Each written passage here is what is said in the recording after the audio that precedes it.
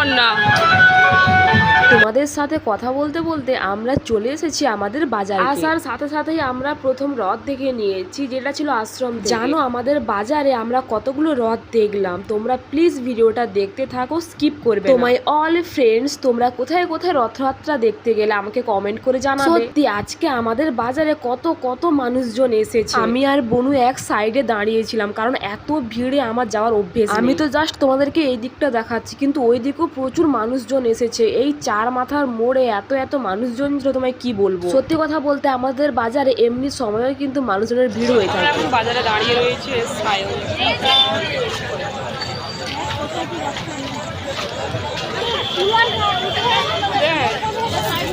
শুধু ওড়নাটা পড়ে যাচ্ছে,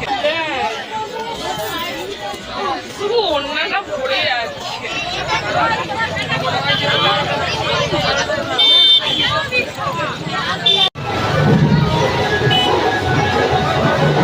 এটা হলো দ্বিতীয় রথ।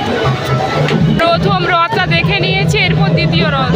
ওই সাইড থেকে এই সাইডে চলে এসেছি ভালো করে দেখার জন্য, আর কাউন্ট করছি যে কটা রথ আছে। জানো আজকে আমার না মজা লাগছে না সত্যি কথা বলতে আমাদের বাজারে এসে, কারণ আগের বছর শীতের সঙ্গে প্রচুর ঘুরেছি আর মজাও করেছি। সেখানে পিসি স্মৃতি সাথী সবার সঙ্গে খুব মজা করেছিলাম। আমরা স্কুটি নিয়ে বেড়াতে গিয়েছিলাম। এখনো ওই ভিডিওটা আমার গ্যালারিতে পড়ে আছে, শেয়ার করা হয়। আর তোমাদেরকে দ্বিতীয় রথযাত্রা বলে যে দেখিয়েছিলাম, ওই রথযাত্রাটা এসেছে হরিনারায়ণপুর থেকে। আর দেখো এনারা প্রচুর মজা করছে, তবু আমার মন ভালো লাগছে। প্রথমত দুপুর থেকে বৃষ্টি হচ্ছে, তার উপরে আমার মনটা খারাপ। আসার ইচ্ছে ছিল না, কিন্তু আমাদের গ্রামের রথযাত্রা তোমার সাথে শেয়ার করবো বলে আসতে। আর এইটা হলো তৃতীয় রথযাত্রা, যেটা দ্বারখোলা থেকে এসেছে। দিদিকে খুঁজবো আমরা। দিদি তুমি এখানে কি করছো? আর বলেছিলাম সত্যি 3টে রথ দেখার পর হেঁপে গিয়েছি, এত পা যন্ত্রণা করছে এখন রাখুন বুঝতে। তার পা যন্ত্রণা করছে রথ দেখার পর।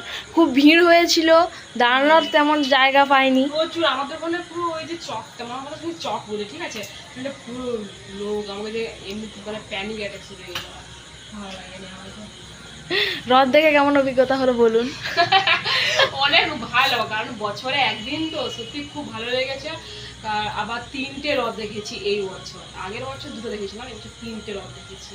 এখানে বেশি রথ আছে অনেক জায়গা তো, গড়মলিঘাটির আমাকে কেমন লাগছে তোমরা সবাই বলবে, এই কথাগুলো আমার কমন সব ভিডিওতেই বলি। এখন আমরা বাড়ি যাচ্ছি, কিছু খাইনি, শুধু ওই ভেজিটেবল চপ আর চিকেন পকোড়া খেয়েছি। এখন বাড়ি যাচ্ছি, আর ভালো লাগছে না, হাঁটতে হাঁটতে পা ব্যথা হয়ে গেল।